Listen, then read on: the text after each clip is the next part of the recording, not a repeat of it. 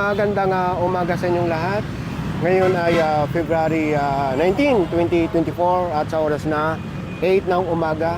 Nasa kahabaan tayo ngayon ng Santo Domingo at part ng Quezon City. At ito ay pinagtitikitan yung mga sasakyan na nakalabas yung kalahati ng katawan dito sa sidewalk. Ngayon, pagka walang mga driver na lumabas, ay hahatakin na. Ayun, ang mga tow truck, nakabang na. Ang rason kaya pinagtitikitan ito, dahil naharangan na yung sidewalk. Sa halip na sa sidewalk dadaan ng mga tao, dito na sa kalsada. Kasama sa operation ngayong araw ng SOG or Special Operation Group ng MMDA sa pamumuno ni Sir Gabriel Go, itong illegal parking at sidewalk clearing. Katulad nito,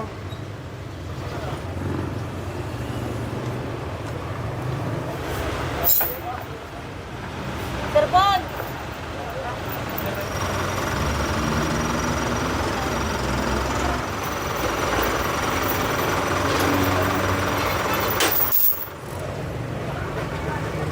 Oh, maganda lang, maganda.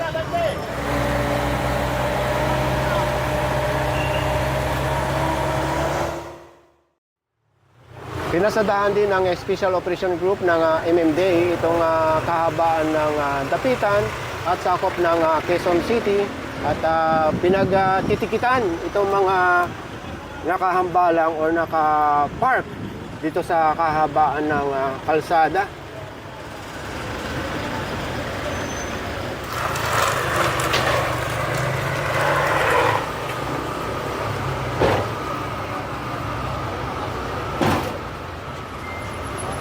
Pinasadahan din ng clearing team ang boundary ng Quezon City at ng Sampaloc, Manila. Itong kahabaan ng Blooming Street, kanto ng Espanya Boulevard, at pinagtitikitan ang mga nakahambalang na sasakyan sa kahabaan ng kalsada. Kasama na rin dito ang paglilinis sa kahabaan ng kalsada at pinagkukuha o kinumpiska ang mga patungan ng kanilang mga paninda. Ano gagawin natin?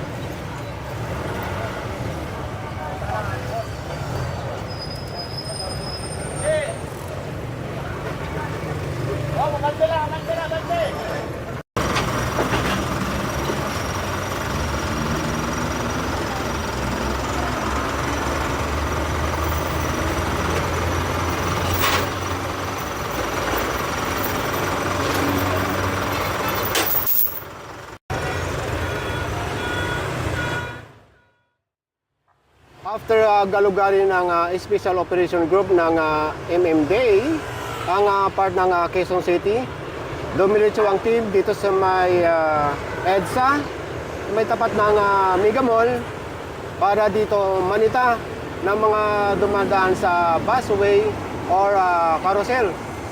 Kumalat ang team, mayroong spotter doon sa may footbridge. At nandoon sa gitna naman, kuklose up ko susumin. Yun, nandoon sila. Meron din dito sa gilid. Meron din doon. Ngayon, yung spotter, hindi lang namin makuha Banda roon, iraradyo pagka merong dumaan na mga motorista, mapamotor, four-wheel, at iraradyo. Itong busway ay ginawa sa mga bus para hindi na sila magkanya-kanya magmukhang ahas dito sa EDSA, lalo na pagka namimikap ng mga pasahero.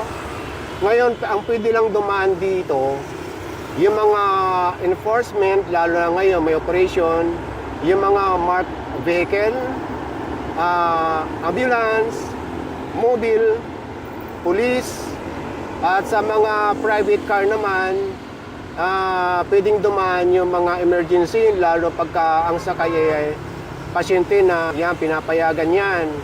Ngayon, maski sinong dumaan dito, mapa-private or sundalo ka man or mapa-police, basta naka-private vehicle ka, ay walang excuse. Sa mga government vehicle naman, ang pwede lang dumaan dito sa busway ay ang license plate 1, 2, 3, 4, 5. Ayun, katulad nun, may nahuli lang motor, Ngayon, iiwasan yung dumaan dyan sa busway. Mapamotor, full wheel, 5,000 ang multa niyan. Ngayon, pagka naharang kayo dahil mali naman ang dinaanan nyo, ay magbigay na lang kayo, ibigay nyo na ang lisensya, titikitan lang naman kayo at ibabalik ang lisensya.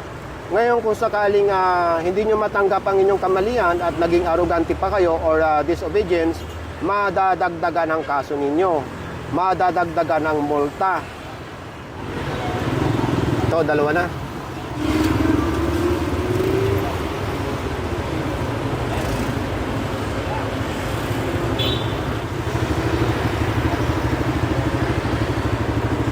Good morning, clarify ko lang. Magkano ba ang multa dito sa busway, first offense? First offense, 5,000. Second offense, 10. Third offense, 20. Oh.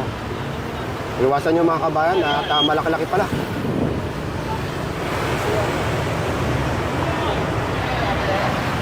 Regarding sa spotter na sinasabi ko, ayun yung dalawang kasama ng team sa may overpass. Nasa tapat ngayong busway sa ilalim. Ayun oh. Karamihan, motorsiklo yung dumadaan. Ito, ang dami, puro mga motor. Dumaan din sa busway. Sa mga nagtatanong kung saan babayaran yung ticket walang tutubusin dahil hindi naman kinukuha ang lisensya sa Bayad Center, Land Bank, or GCash, or mismo sa opisina ng MMDA dyan sa Orense.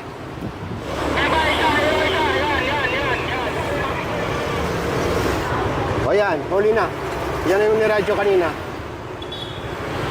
Ang daming motor. Sa loob lang ng 15 minutes, nasa 15 motor na ang nahuli or nasita.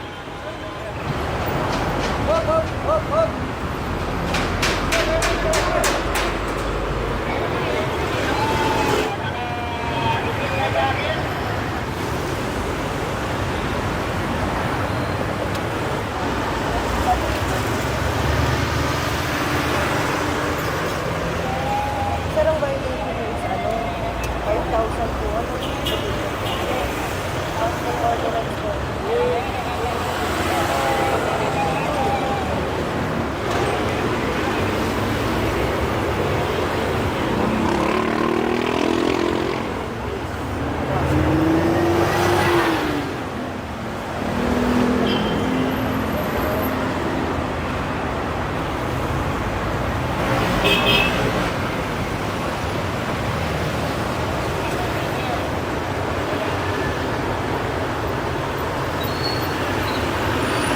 Yun ang sinasabi ko sa inyo kayo na mga kabayan. Pwedeng dumaan ng mga authority or police basta nakasakay sa marked vehicle. So itong dalawa ay foreigner, mga Korean.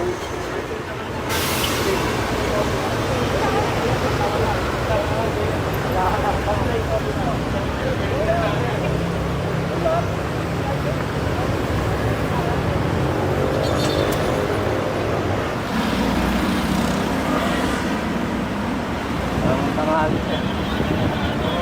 Makapit tayo ng busway.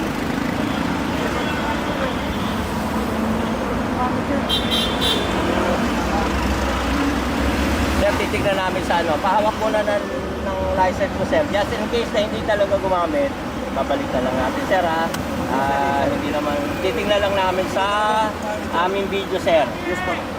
I-confirm lang natin, sir, Tingnan mo nga, Reggie, kung gumamit to. May video daw, may video.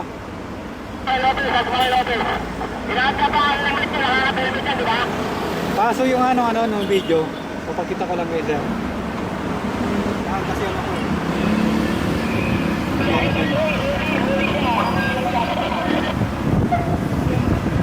Ayun o. Nakababay kasi, pakita mo kayo. Habang na pinaybay ko, ayun o.